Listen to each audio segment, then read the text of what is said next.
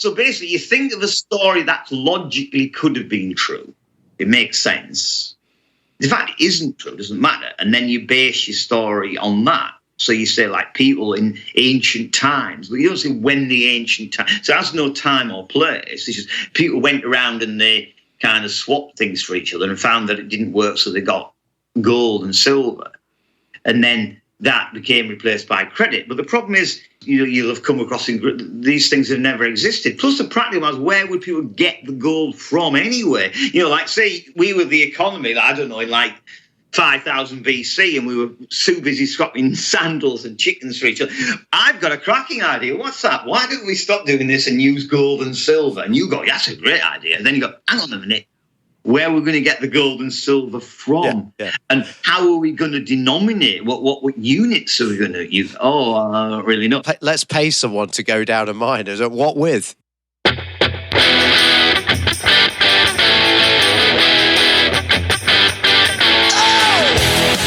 This is the MMT Podcast with Patricia and Christian Riley. Hi, I'm Christian Riley and welcome to the Modern Monetary Theory Podcast. You can find us on Twitter at MMT Podcast, and you can support the show by going to patreon.com/MMT Podcast.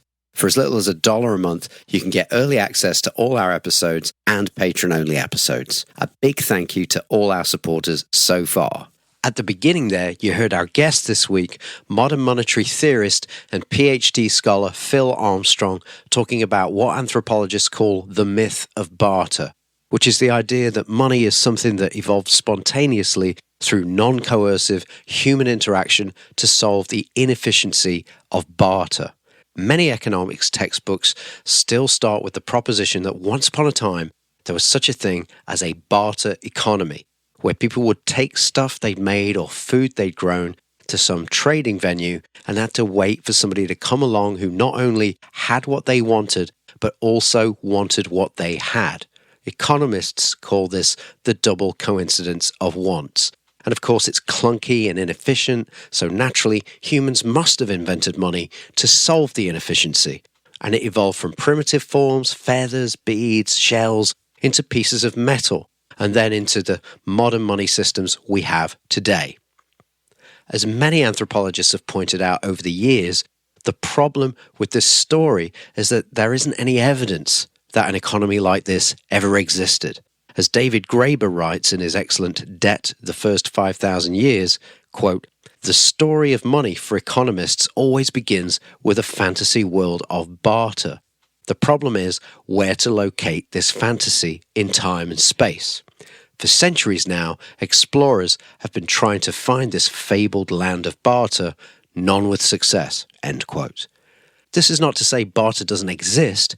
Humans barter all the time, but what's being said here is that there's no evidence that barter evolved into modern money systems as we know them today. It's just a story.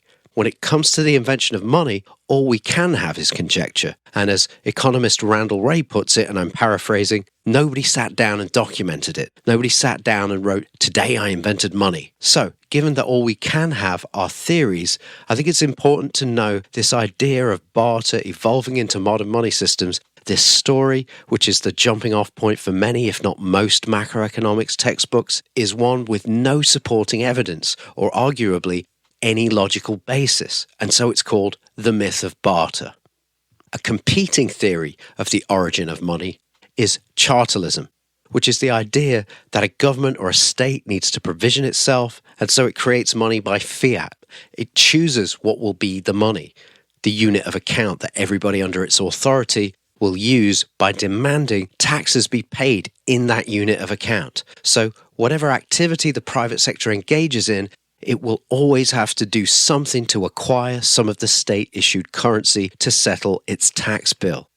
The state could choose gold or seashells or feathers as currency, but then it would have to go to the inconvenience of acquiring those things in order to spend them.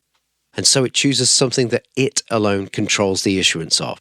And that's why the goods and services wherever you live are priced in the state's unit of account, pounds, dollars, yen, and not gold, feathers, or seashells.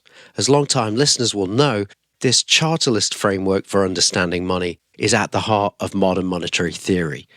All central government spending creates new money for the private sector, and all central government taxation takes money out of circulation and destroys it as far as the private sector is concerned. So, given that fiat currency is issued into existence by a currency issuer, usually a sovereign state at this point in human history, what does it mean when we say our government is borrowing? Why would it need to do that?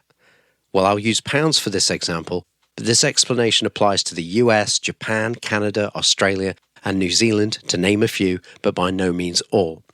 When the government borrows pounds from a holder of pounds in the private sector, for all intents and purposes, it puts those pounds into a savings account at its central bank. That private sector person or entity is now a bond holder, and they'll get their money back plus interest when the bond matures. But they've given up some of their spending power in the meantime.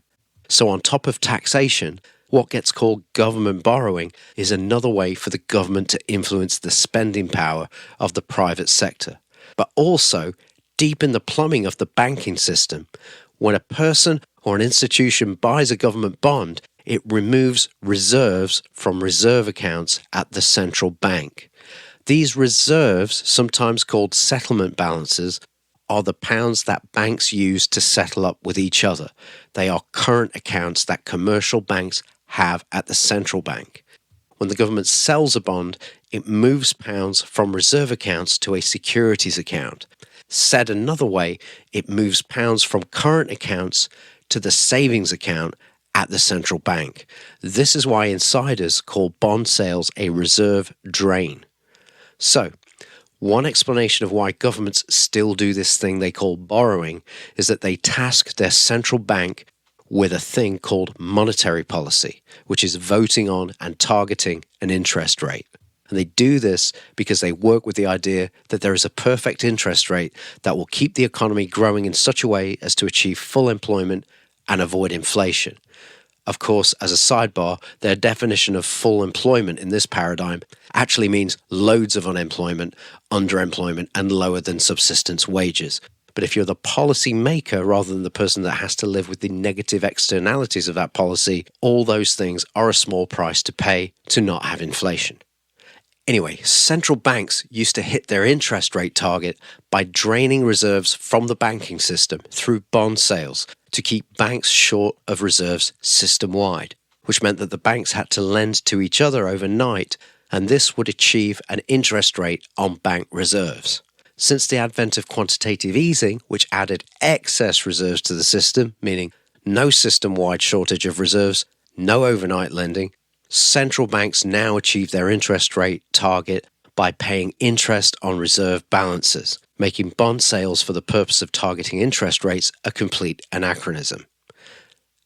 This is all as I understand it. I may have oversimplified it, and if you want to take a deeper look into central banks and commercial banks and government bonds, you can listen to our episodes 13, 30, 31, and 43 in that order.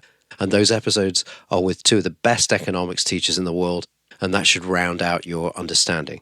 I've also linked to a recent policy note from the Global Institute for Sustainable Prosperity called Federal Debt and Modern Money, which lays this out in a very clear way. The reason I'm saying all this is because this is part 2 of a 2-part conversation with Phil Armstrong, and we start the conversation talking about interest rates and the efficacy of monetary policy, which is just changing interest rates, versus spending the money where it's needed, aka fiscal policy, targeted at alleviating unemployment and poverty. It's just my opinion, but it seems to me the attraction of monetary policy for policymakers is it gives them plausible deniability. They get to say, yes, the economy is not working for everybody, but we leave all that economy stuff to the Bank of England. It's so important to just leave them to it. Anything else would be totalitarianism. Sorry about all the dead people. That's the price of freedom. Please keep voting for us. Again, just me, but the reason I want to understand all these dynamics is because the Bank of England is part of the government, and the government work for us, or they should do, in a functioning democracy.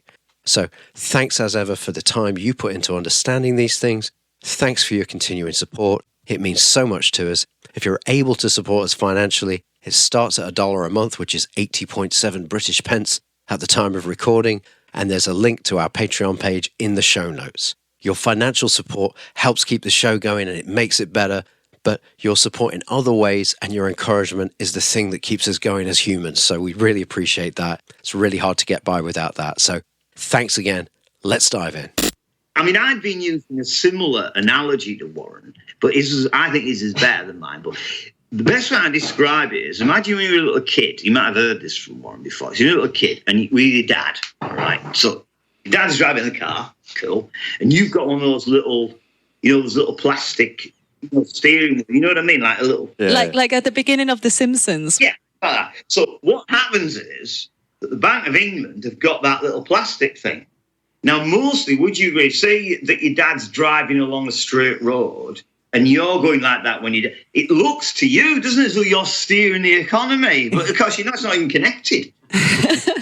When you come to a crisis, all right, your dad puts the brake on, slows the car, you don't know what to do, you just lose control of the box. Now, that's what it's like the Bank of England. All the things the bank doesn't have any effect. I mean, I used to have a poorer one. I just say that they're using a brake and an accelerator, and it's not connected to the engine. But I rather like Warren's one about the toy car. It gives the illusion they're trying to steer it, not make a difference. So the government is the dad, or Marge Simpson in the case of The Simpsons, and the Bank of England is the child, or Maggie. Yeah. It's all smoke and mirrors. They think they're doing something, but they're not. They're doing, because monetary policy doesn't do much either way, but what it does is in the wrong direction.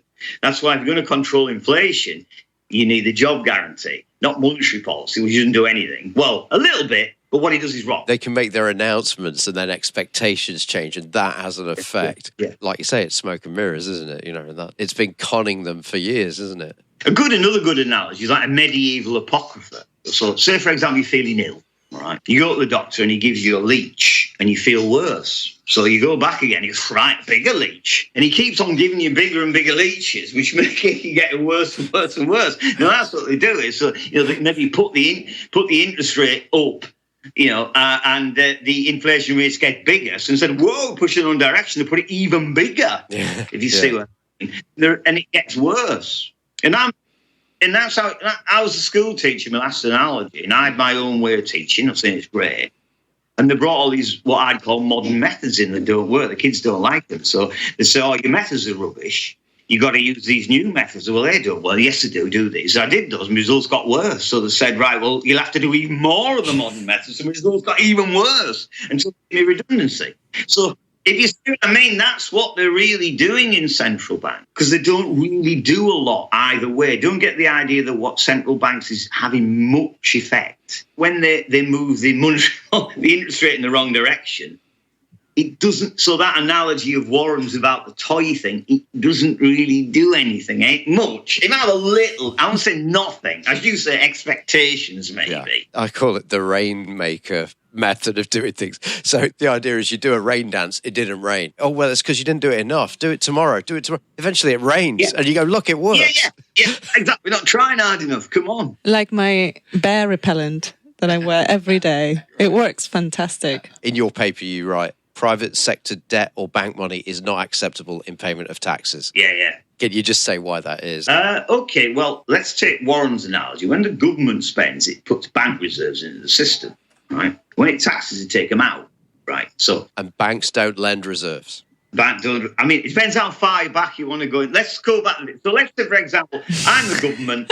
Delusions of power, and you, Christian, have got a bank account. So I give you £1,000. You've got £1,000 now in your bank account, which is a deposit at the bank, which is a liability of the bank. The bank now, to balance that, has got bank reserves of 1,000 as well. All right. So now you've got 1,000, right? Okay. Now, if you wanted to pay your taxes, you could do that. You could use £500, say, of that 1,000, and the reserves would go back to the government's account at the central bank. That's fine. But it's not final payment, because the payment is when the bank moves the reserves from its account to the government's account at the central bank. And just to give you an example, right, you personally, if you want to pay your taxes as bank liability, do you have access to bank reserves, you personally? No. So given that the bank reserves are the way that the debts, so how can you use your money? You can't. What you're really doing, the bank is an agent of the government. Now, the trick of money, would you agree, is the issuer always accepts back their own debt in payment of a debt. Would you agree? That's what money is, all right? So, in fact, your £1,000 of credit at the bank, functionally, what are you doing? You're going to the bank and saying to the bank, look, I've got £1,000 of credit on you. I put my card in the wall.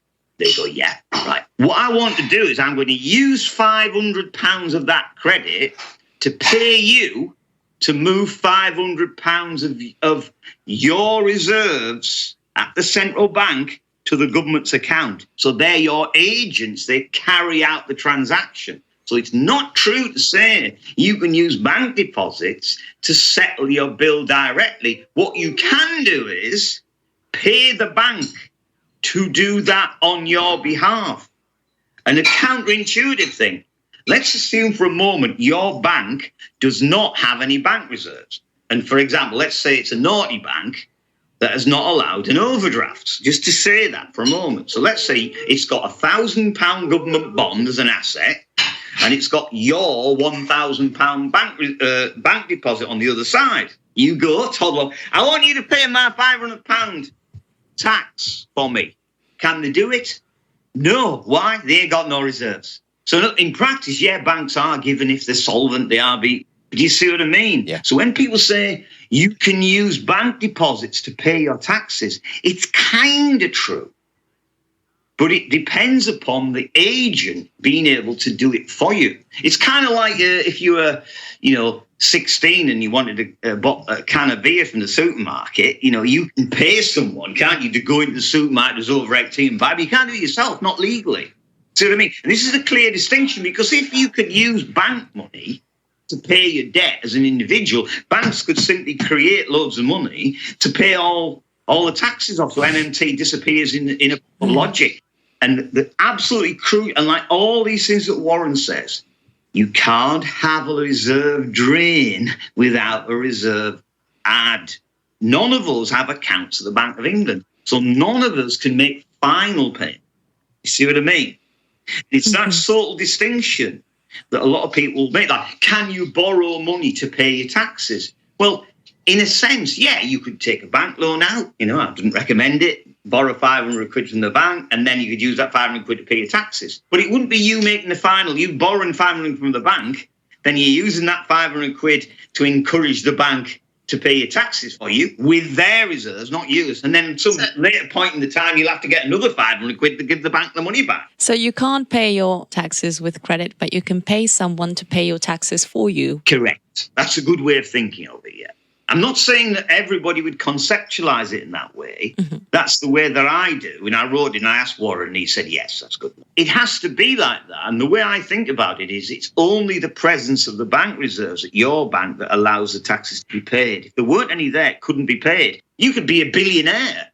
But if your bank is where your billion is, if your bank has got no bank reserves, the taxes can't be paid. All right, it's clouded by the fact that banks have got overdrafts. So it means that would never happen. They would never say, we can't pay it, because they know they get bank reserves automatically. You see what I mean? But that's how the system works. The bank is, that's why it's crucial. This MMT, that the central bank is part of the state, and banks are licensed operatives under the control of the state. They're licensed to create state money. And rightly so, if anyone other than a bank without a license started writing state money, if we did it, we get arrested. That's what counterfeiting is. Banks are effectively allowed to create state money out of thin air because they fulfill a whole load of rules about capital requirements, various things, and they are subject to very strict auditing and or should be. And that is the privilege that they are given that enables them to do that. And so that's how the system works. And in a way, exactitude is very, very important on that question. There may be better ways of conceptualizing than I've said. How about this? I think I'm lifting this straight from Warren, where you just say the government is the only issuer of the thing that it accepts in payment of taxes. Yeah. So that when people go, no, banks make pounds as well. You go, no, that's not what the government's accepting in payment of taxes. What the government's accepted in payment of taxes is a change in their reserve balance, and only reserves come from the Bank of England, which is owned by the government. I think that's absolutely fine. The only difficulty with that approach is if somebody says, yeah, but I went to my bank and told them to pay me taxes, and they did.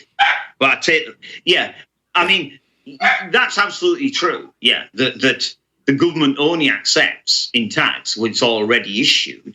So it won't accept bank money because it hasn't issued that. The bank issued that. Yeah. But in other words, if you've got a credit on a bank, you can use that credit on the bank to tell the bank to return the reserves because they have got the reserves of the government system. And if they haven't got any reserves, they're not a bank. That's what defines a bank. It's got a reserve account, hasn't it? Yeah. At the central bank, whereas a non-bank doesn't. It might be a financial institution, but it doesn't have an account at the central bank. And that's how I think about what a bank is as opposed to a fund. There's all these intermediate of loanable funds, these sort of new Keynesian, new classical guys who think they're economists. They think that savings go somewhere in a pot and are borrowed later.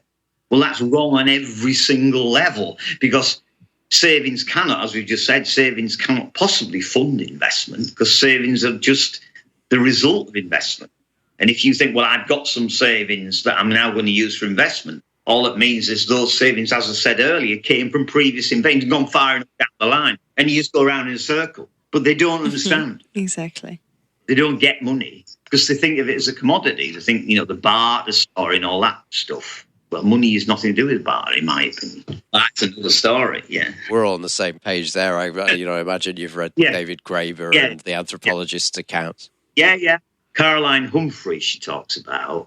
And there's another female anthropologist called Anne Chapman, who's very interesting as well. There's a lot of anthropologists who are very interesting on money. But of course, the Mengerians, they just ignore anthropology. They call it, I don't know if you come across this word, the conjectural history. It's unknowable, so you have to conjecture, right? Yeah, so basically you think of a story that logically could have been true. It makes sense. In fact, it isn't true, it doesn't matter. And then you base your story on that. So you say, like, people in ancient times, but you don't say when the ancient time. So it has no time or place. It's just people went around and they kind of swapped things for each other and found that it didn't work, so they got gold and silver. And then that became replaced by credit. But the problem is, as you'll have come across, these things have never existed. Plus, the practical was, where would people get the gold from anyway? Like, say we were the economy, I don't know, in like 5,000 BC, and we were too busy swapping sandals and chickens for each other. I've got a cracking idea. What's that? Why don't we stop doing this and use gold and silver? And you go, that's a great idea. And then you go, hang on a minute. Where we're going to get the gold and silver from, and how are we going to denominate? What units are we going to use? I don't really know. Let's pay someone to go down a mine. Is it what with? Yeah, they still want sandals and the fish, and we're going to have them. They want. So obviously, the whole idea is stupid. And that thing like cowrie shells, yeah, but the thing about the cowrie shells is they used them in Africa, but they're imported. You couldn't use cowrie shells if all the people just go down the bench and help themselves. They're all having their feet up, lovely. So they all come from the state. The state imports the cowrie shells, gives them a value, and then spends them on what it wants and takes it back in tax. It's obvious. You can't just help yourself to whatever you like. So all of these making it up as you go along. And the reason for doing that is it takes out the state.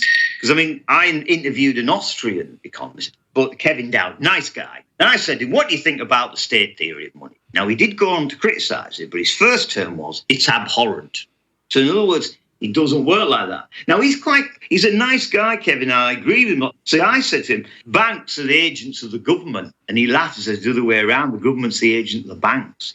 Because he thinks, his view is, and it's quite an interesting view, and I have some sympathy for it. From the libertarian view, he says that the government is merely acting in favour of big banks. You see what I mean? So he sees agency in that. So he kind of agreed with me. I said we should have let all the big banks fail. And he goes, yeah, I'm with you on that. because he doesn't like big corporate businesses. It just comes to different. So his view is the central bank is corrupt and doing things it shouldn't. I agree. But that doesn't mean we get rid of it. We just have a better one. So his view, say you took your car to the garage and the garage made a mess of it.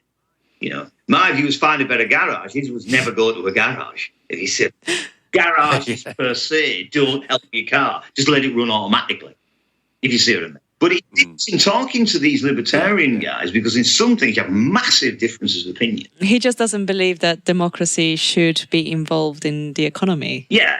Just leave the free market to itself, more or less, and it'll be all right. Yeah. Ha-Joon Chang wrote about that in the 23 Things They Don't Tell You About Capitalism. Yeah. There's no such thing as a free market. No. It's government all the way down. They set the rules. There aren't markets without rule setters, so who should be the rule setters? Yeah. And that's the Polanyian thing that you in the back half of that early paper of mine that you're reading about how I'm a Polanyian by nature. I think this idea of what is embedded markets. Oh, Bill Mitchell talks about it quite a lot, this idea that markets aren't out of us. I notice that in the press that the markets are all powerful. There's nothing we can do about it. Well, we've constructed it. As you know, it's the free market. We make it. I said there's a Green Party conference. If we left the planet, the markets come with us. We made them. They're not a natural phenomenon. We can alter them. All the power they've got, we've given them. So if we think that they're good, we can give them power. I don't do that. But, I mean, if you thought they were great, you'd give them a lot of power. But they aren't naturally powerful. The state's got the spreadsheet. And obviously they found out in the crisis because the governments weren't going to the big businesses, they weren't going to AIG and Lehman Brothers. Ben Bernanke wasn't on his knees going, please give me some money, Mr. AIG. It's the other way around because he's got the spreadsheet. It's obvious to me. There's a seductive idea of you imagine all these goods and services in a race and, the losers end up having to go out of business. So we're only left with excellent things. And it's just, to me, it doesn't work. It's like, no, there has to be losers in this thing. And I often say when people start talking about bringing competition or so-called free market ideas into natural monopolies, like I think healthcare is a natural monopoly, for instance, it's like, okay, there's a slightly, or schools or whatever, there's a slightly less good hospital and a really good hospital in your community whose kids should go to the less good, the one that's losing in the competition. It's whose kids should go there. It's Yeah. The market is the way God speaks, don't you know? But anyway, we've got to move on to Patricia's favourite bit of this interview now. I just want to know about it because I wasn't around. So, Oh, did you know Patricia's quite young, Phil? I don't know if she's had an opportunity. Not the idea. Significantly younger than that. Listen, we better get. Yeah. We better get this interview wrapped up pretty quickly because it's getting late and she's going to need her milk. It's past my bedtime. Yeah. I think, Bill talks a lot about the IMF and how the sort of in Britain in the 70s, how that was kind of like the sows the seeds for monetarism. And in a sense, I remember David Cameron, who was not a very intelligent guy. He is in a sort of Toff's been to Oxford sort of way. I bet he can read a bit of Greek, but he doesn't really get, he maybe gets it a bit, but not really. He was given the idea that somehow, and I talk about this in conferences, the average guy in the street who thinks about it, he thinks in these sort of terms, right? The government's like a big version of us. So it gets money from taxes, like we earn money, and it borrows like we do. And it's a bit bigger, so it's got more credit, but eventually it'll run out. And if it runs out of money, it has to go to a big, massive bank that kind of looks after everyone, but it's quite tough, the super bank. And this is the IMF. All right. So the IMF like the big bank. So what happened is in the 1970s, so the story goes, and David Cameron said this, if we run massive deficits, quote, we will have to go cap in hand to the IMF for a loan because our deficit, like what Britain is sending in pounds, I suppose, is so big that we run out and only the IMF. Now, obviously... He had that letter saying that the government had run out of money, right? Well, it's a joke. Yeah. That Ian Byrne, yeah. So we all make jokes. Yeah. Going back to the IMF thing, right. Question is, clearly, only the United States can issue dollars and only the British government and its central bank can issue pounds and only the European Central Bank can issue, and its agents, as we said. So in other words, if if we go to the IMF, why would we borrow pounds from them? Because we can make as much as we want. Well, the answer is, we didn't borrow pounds. We borrowed dollars. We borrowed dollars because we can't make them.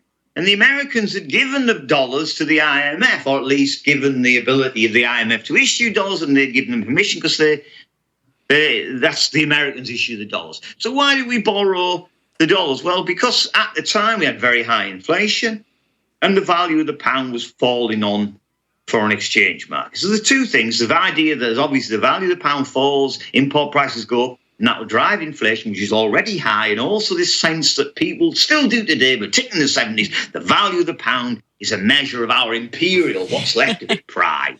When we're looking at the pound, we'll fall, whoa, it's the end of the world is nigh. So at the end of the day, we then had a choice. We could kind of disassociate ourselves a bit with foreign exchange markets, put on exchange controls, try and be a bit more self-sufficient, a la the Tony Benn policy, or we could try and stay in the world economy, in which case we needed to support the value of the pound. Obviously, the Labour Party in 1976 decided it would take the latter route.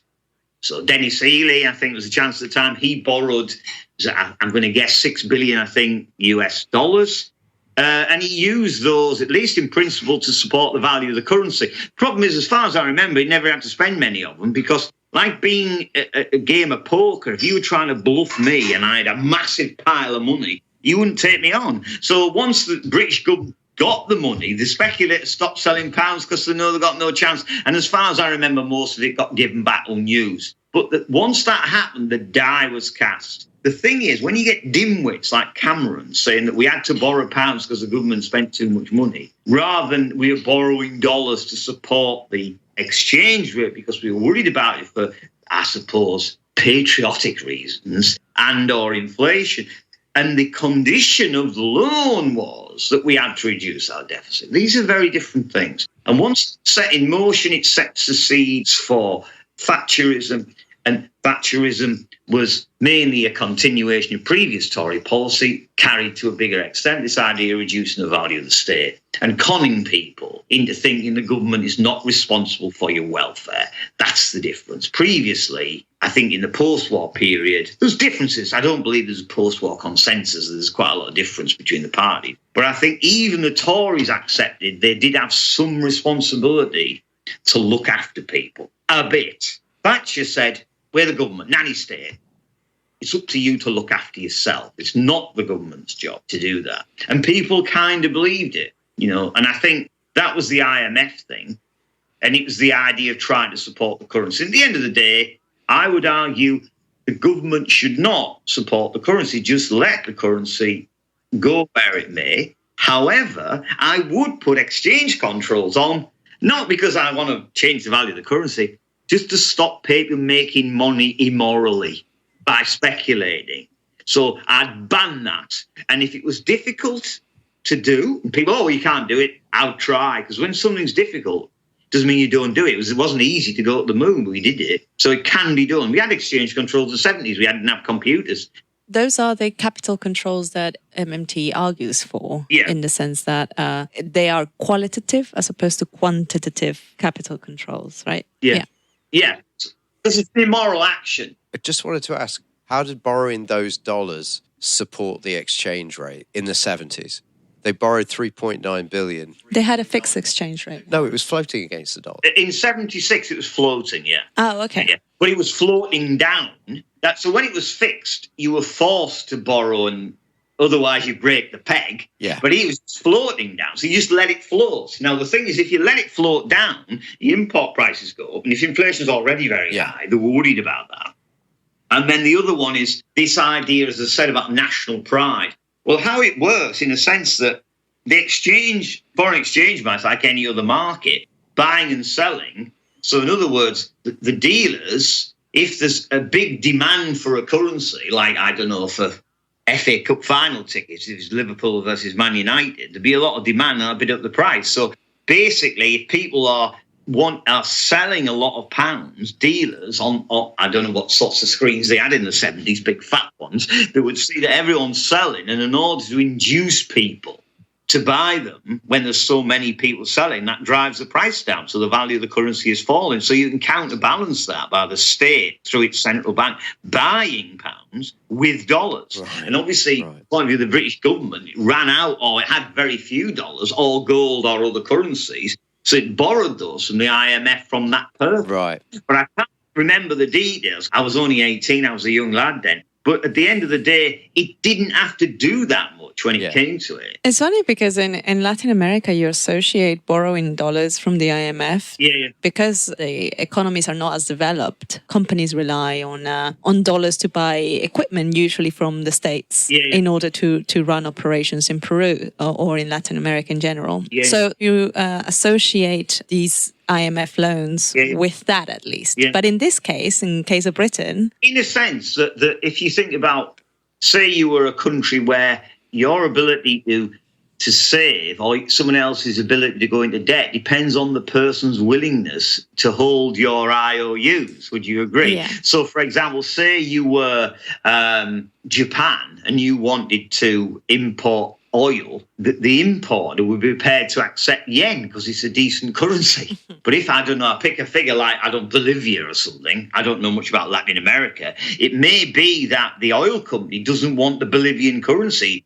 For whatever reason, I don't trust it. It's not very valuable. The government's not very reliable. So I'm not going to take it. In which case, if the Bolivians then want to import oil, they've got to find something that the oil company will accept. So therefore, they've got to borrow dollars from the IMF or the Americans to buy the oil. Now, in the case of the IMF loan in Britain, I don't think there was any sense that people weren't accepting pounds. No, it was more that because the value of the pound was falling, so you could still buy things with pounds. It was still an international currency, probably second only to the dollar in amount traded. It's just it wasn't getting you very much. That was the problem. So people were still accepting them, but not, you had to give a lot more of them out. So it wasn't kind of like, if you like, developing countries who unfortunately haven't got a currency that anybody wants. So that's why they can't run. The reason the Americans can run a current account deficit is everybody wants, like we said about the Chinese.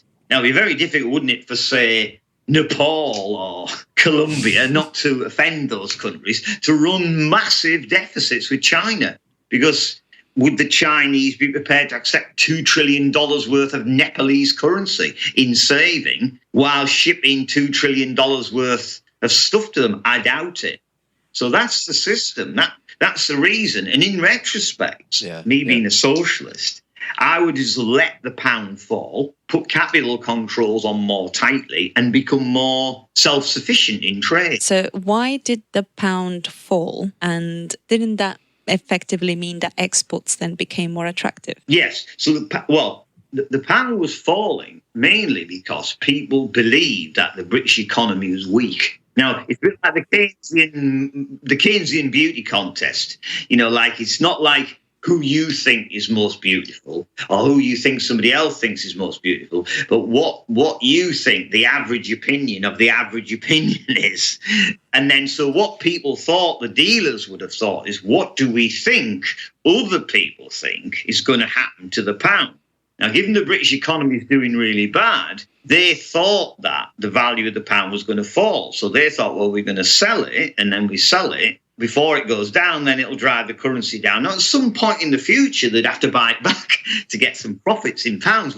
So in other words, that's why they were doing it. Now, once the British had borrowed a load of dollars, they knew that the British government had the capacity to support the pound, and therefore the idea that it's going to fall disappears because they know the British government's now got the muscle to defend the currency. Now, I don't know the figures, a long time ago, but I get the feeling if you got it on a computer, you find a lot of it was actually returned. I could tell you. It was $3.9 billion, which in 2019 money would be $17.5 billion.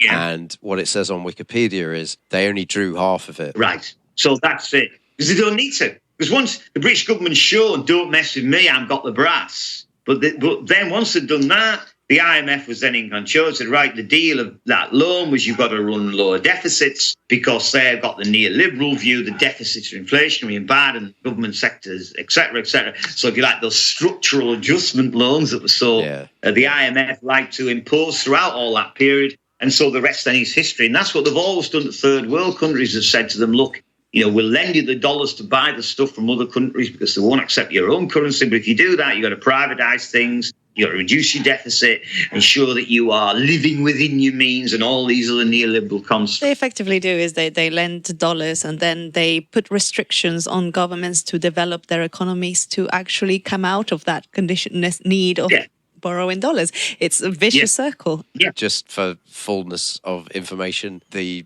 loan was repaid fully by 4th of May 1979. Basically is the deal that, as I say, once speculators know that the value of the pound probably won't fall anymore because you've got the wherewithal to stop that, what's the point in speculating? So you give it back then. Have you ever seen, there's an old film with Gregory Peck called The £1 Million Note. I don't know if you've ever seen it.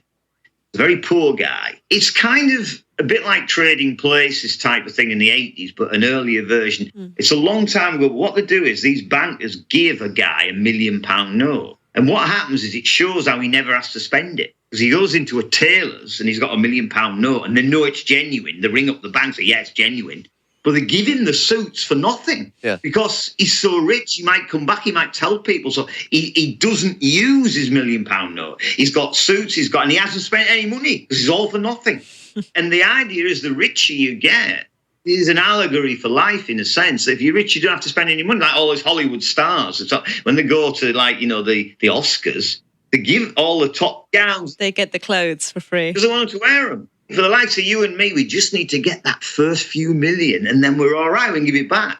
And that's the kind of thing. Once the British government got a pot full of dollars, they're all right. It really underlines that thing that Sam Levy said to us. When people talk about what is money, the actual thing it is the social relation. Yeah. Because it's not tangible. People think you're saying, it's just made up. And it's like, no. Social relations are real, Like all that real stuff that the guy with the £1 million note has, that's really happening. That it has real effects. The question that I had was, in the case of the IMF and the British government, the fluctuation in exchange rate could have been seen as something temporary. This is what I understand. And it would have balanced itself out at some point. We should have left it as it is. And also some controls on speculation would have made everything far more stable and made the loan even less necessary. When we say capital controls, what would they look like? Well, there's different forms, but essentially one of the things you could argue is, if you want to change your domestic currency into foreign currency, you need to have some sort of license to do that. Like, for example, in Britain, if you want to transfer money, you can only transfer 10,000 quid per day per recipient. So when I was paying off my mortgage, for example, not that I deal in big sums, but I couldn't pay it all off in one day. That's a form of capital control, right? Yeah, that is, because, so in other words, if anybody's got a license to import, then you would trade the money. You can do hedging, which accompanies that way, you in case there's an exchange rate movement, you can make an appropriate reverse transaction to cut your losses a bit like, if a bookie, somebody puts 10 grand on a horse to win at 10 to 1, you go and put 5 grand on it somewhere else, just in case, if you want to hedge. So you're allowed to hedge and you're allowed to move reasonably large amounts of money around the world. That's fair enough. But when people are spent doing things like, let's say a guy might be sending 10 billion in pounds one day and then buying it back the next day or 2 days later, well, it's not connected to anything. You ban that. I'm not an expert in the legal matters, but I know it's quite easy to do it. Now, the best way of doing it would be multilateral. Like Bill says, if in an ideal world, you get the whole world involved in it, where all the central banks are working together to prevent these happening. But of course, it's a notoriously difficult thing. Because say, for example, the British pound was going down, when we had to have, wouldn't it have been better if, say, the Americans had bought pounds for us, so we need to borrow? Or say when the Germans had the Deutschmark, when Britain in 1992, as you know, in the Black Wednesday, when the pound was fixed at 2 Deutschmarks 95 and it was falling, why didn't the German Bundesbank buy a load of pounds for us? They wouldn't do it. They acted individually.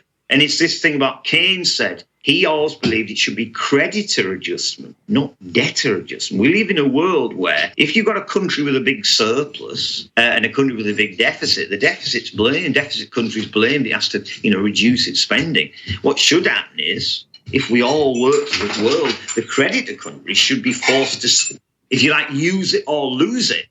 So like the Chinese should be said, no, go and spend your money on things. Now, obviously, with the green issues, these things are slightly different now, that maybe we think that we want to be consuming less. But that's the question that you're punishing, like punishing Greece, for example. Well, the fault of the problem was Germany, not Greece. The Germans, for example, what they were doing was they were very competitive. They were producing loads of stuff, exporting tons, soaking up loads of euros into the German banking system. What it should have done is expand the economy, pay their workers more. And they're not caricatured, so the German workers can go to Greece on holiday. And then that recycles the euros. Well, they didn't do it. They kept on doing it and told the Greeks to be like the Germans. Well, obviously, same thing. All the countries can't be running surpluses, can they? Otherwise, we're trading with Mars. The thing doesn't work. You know what I mean? So the fault of the crisis, the euro crisis, is Germany. Germany should not be in it. The rest of it would be more or less okay. But that's the problem. There's an imbalance. When you've got an imbalance like that, it's the creditor that needs to adjust in a fixed exchange rate system. Or indeed, you can have a floating exchange rate and then you don't need to worry. But obviously, the British government decided they did want to worry for the reasons. A lot of it probably was to do with inflation. And also, it's the psychological thing. Britain was used to being the key, I don't know whether I'm saying the word like, the monetary hegemon for the world till the Americans took over. So if you imagine it, up until the Second World War, the pound was the international reserve currency, and certainly in the 19th century, most countries had the gold reserves, the Bank of England. So if India owed Siam some gold, they used to just put it on a little trolley at the Bank of England and move it from the Indian vault to the Siamese vault. Never went there, it's still at the Bank of England. Obviously, once it was America, the city interest was still very concerned with the value of the British pound. It was all that about, the empire, and it's, they're watching the screens going down, and they're all bankers after all. So the Bank of England and all the toffs in government, all the civil servants, everyone's running around panicking. Ooh, the value of the pound's going down. The end of the world is nigh. I mean, I'm exaggerating for effect. They all wanted to just support the pound just for the sake of it. Why? And also, they'd never been in that position before as well, right? So it's uncharted territory, and naturally they're just going to panic. If it happened again, you'd like to think there might be some wisdom, but it probably wouldn't happen again. I don't know if you remember when we had the Brexit vote. Remember on the news, they had like news at 10, it'd be a guy go, bum, value of pound crashes. Remember that? Yeah. For about a week, the only thing they mentioned was the value of the pound going down. Never mentioned after that. That's true.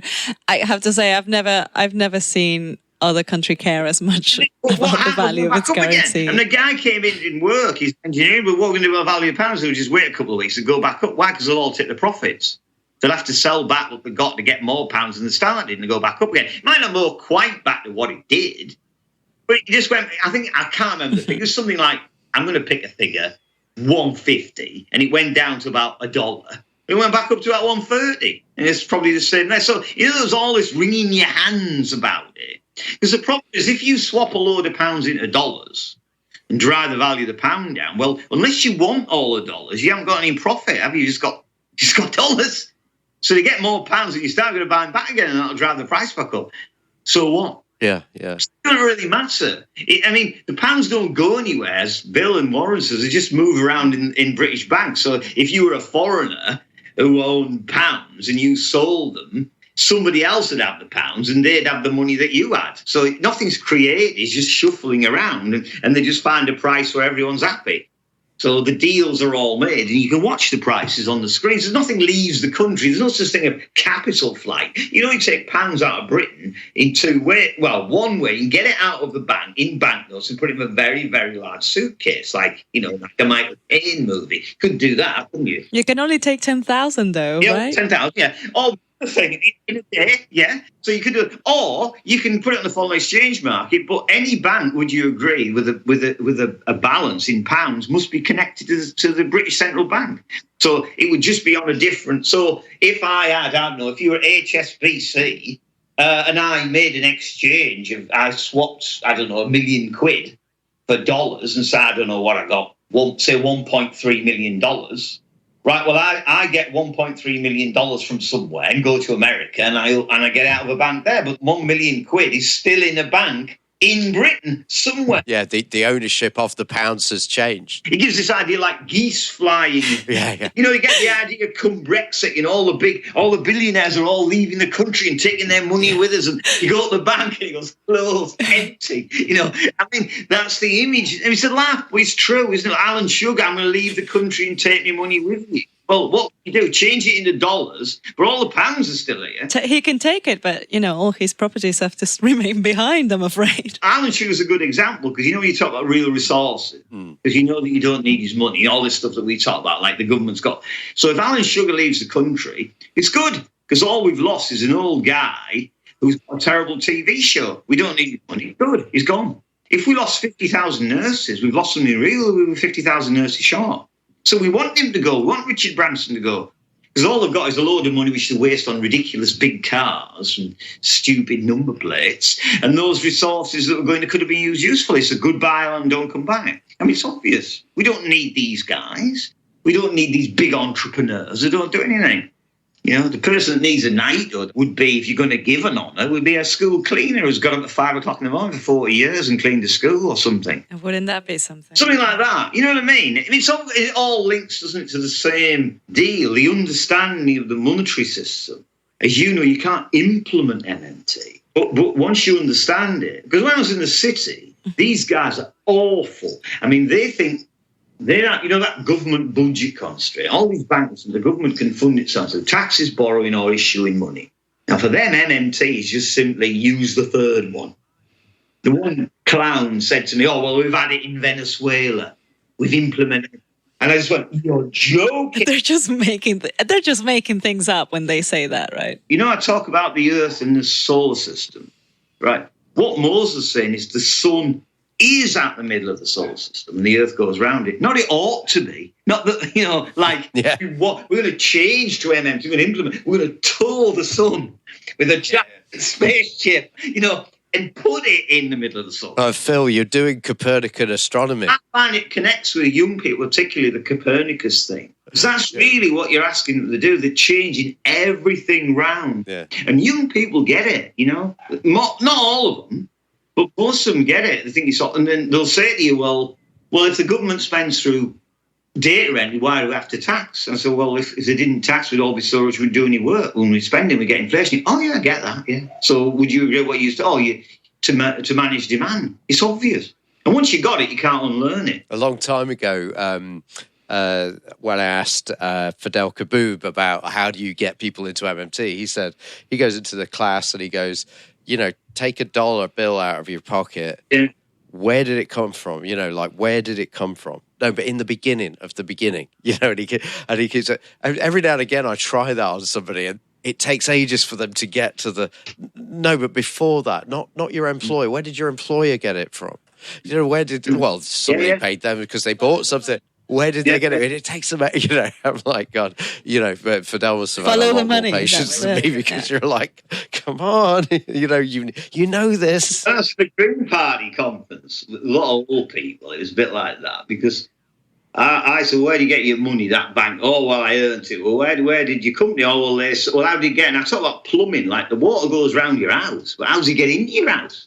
And there's a film I talk about quite a lot. I don't know its name, which I wish I did. It's all the 1940s, and there's an old American couple.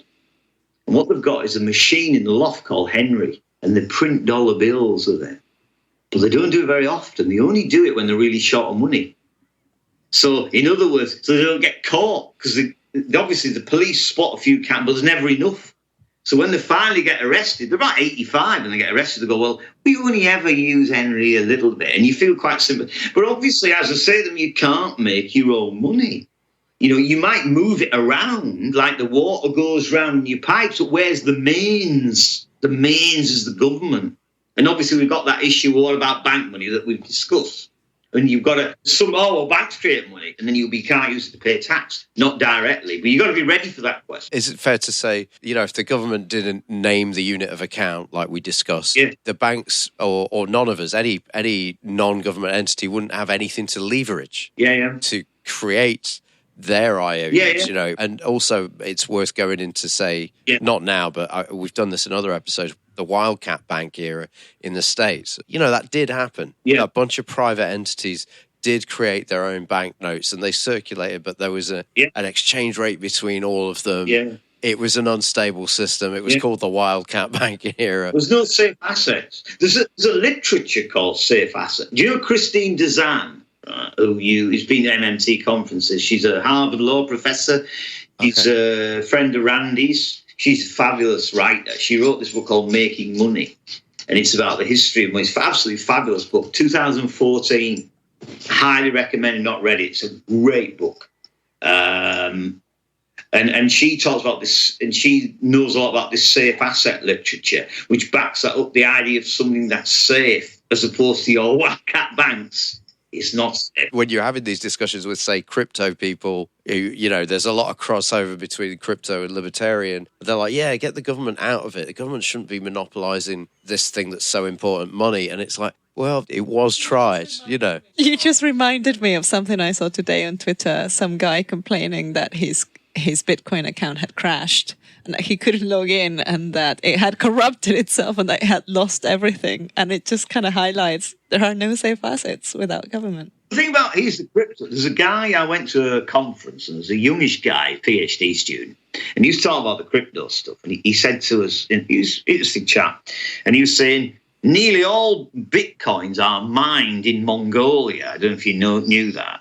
The reason being that Mongolia's got the cheapest electricity in the world. And this idea that they are somehow libertarian, well, he said that 87% of them are controlled by a tiny minority of oligopoly companies. So in other words, not that the amount of electric power to mine a single Bitcoin is the amount that you would use would be used in a jumbo jet flight from America. And the other thing he was saying about is that if you look at the nation of Ireland, how much electricity, the energy that was got, that was the same amount of electricity that was used to mine Bitcoin. It's so irresponsible. The complexity of the puzzles in the blockchain to mine a Bitcoin has to get more, because there's only, I don't know, is it 21 million or something? Can ever be any more than that? So as we get nearer to that, the computing power to get one, I mean, so it's all corrupt. It's just a bit of, and it's not money anyway, because all the Bitcoin operatives are paid in US dollars, not poured in Bitcoin. So all Bitcoin is an asset with a real value zero. Once people realize that, it'll fall to zero. You just hope that if you're a Bitcoin person, it's not going to happen very soon. What use is it? It has no real value. It has no, using Marxian terms, it has a zero use value. And it's not proper money anyway. You can't pay taxes with it. And people aren't paid in it. Because if it was real money, the operatives in the industry would want to be paid in it, but they're not. That's for somebody else. Just like buying, I don't know, foreign coins with gold in. You get it as an investment, don't you? Or I guess if you are engaged in dodgy trades that the government can't track. Maybe, but, you know, at least with when you buy those gold coins, there's some gold coins. Yeah. This thing is basically, humans have invented like a fake horse race that everybody can do some gambling on for as long as it lasts, basically. It's like those computer horse races, yeah.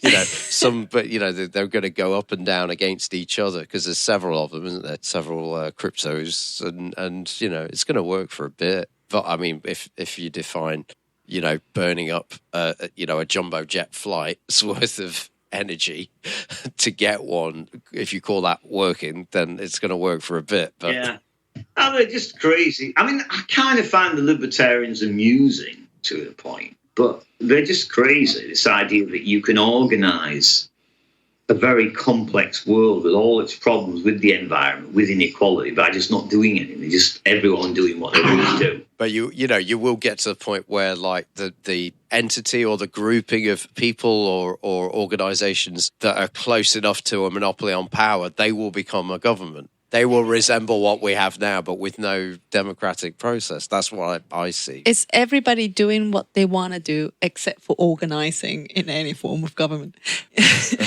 Well, look, we've taken up a lot of your time. No, it's been great fun. Oh, thanks for talking to us. Have you got anything else, Patricia? I just really want everybody to read everything you've ever written, Phil. You are on the Games website. Shall we share your Twitter handle? Yeah, I'm just Phil Armstrong 58. I think you'll find me on it. A picture of my family. That's right, Phil Armstrong 58. So any libertarians out there, get in touch. Phil wants to hear from you. And we'll send you that payment in dog toys. Yeah. Phil, thank you so much for your time. Been an absolute pleasure. Thanks, Phil. Bye. Bye.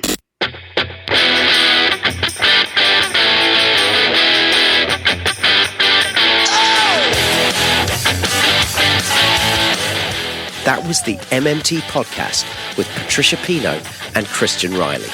Don't forget, you can support the show through Patreon starting at $1 a month and get early access to all our episodes and patron-only episodes. You can do that by going to patreon.com/MMT podcast. You can also find me on Twitter at MMT podcast, and you can find Patricia on Twitter at Patricia N. Pino. And you can email us at mmtpodcast@outlook.com. Editing and post-production was by Damien Caldwell. Thanks for listening.